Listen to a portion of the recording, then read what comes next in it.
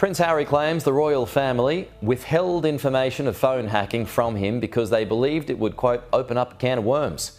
He made the allegation in a written statement submitted before his claim against Associated Newspapers in London over alleged phone tapping and other breaches of privacy. Back for the second day running, and for the first time an insight into why the Duke of Sussex flew halfway around the world to be here. With his and his fellow complainants' witness statements made public, an insight into what they all knew and when. Prince Harry claiming 2 private investigators have said the Mail paid them to hack his voicemail, obtain credit card bills and follow his friends, going on to say that the palace withheld what was going on from him. The institution made it clear that we did not need to know anything about phone hacking, and it was made clear to me that the royal family did not sit in the witness box because that could open up a can of worms. From actress Sadie Frost, an explanation of how she felt suicidal and humiliated at the personal level of detail revealed in the Mail. Baroness Lawrence, whose son Stephen was murdered, alleging she was subject to voicemail hacking with her bank accounts monitored and subject to hidden electronic surveillance.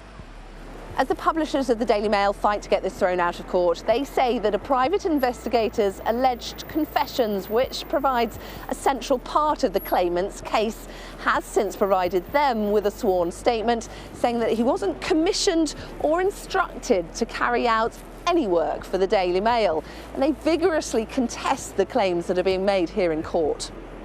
Prince Harry also explains why he thinks what he describes as a cover-up needs to go to trial, saying if the most influential newspaper company can successfully evade justice, then in my opinion the whole country is doomed. While the written statements from Prince Harry and his fellow complainants may be powerful and express how they felt about the alleged hacking, the publishers of the Mail continue to maintain that their claims have been brought too late to have their day in court.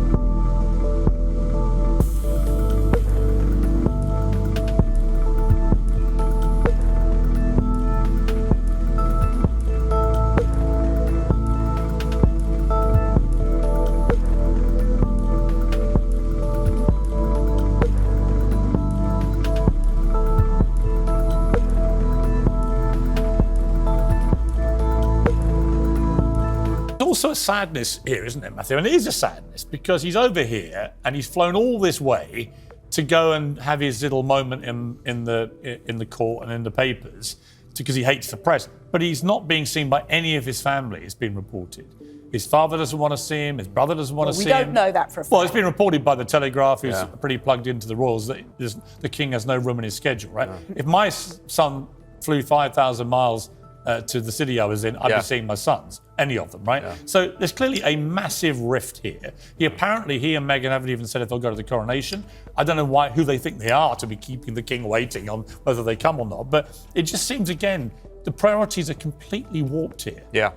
I feel sorry for Harry, actually. I think he's a deeply disturbed young man who needs a lot of support. And I think if you look at the therapy session that he did in the US, that is not something that I think somebody who is completely in command of their, of themselves and is getting good advice from public relations people, has a supportive team around them. I don't think that's something that a person like that would do. So when I look at him, I see someone actually who's quite lost.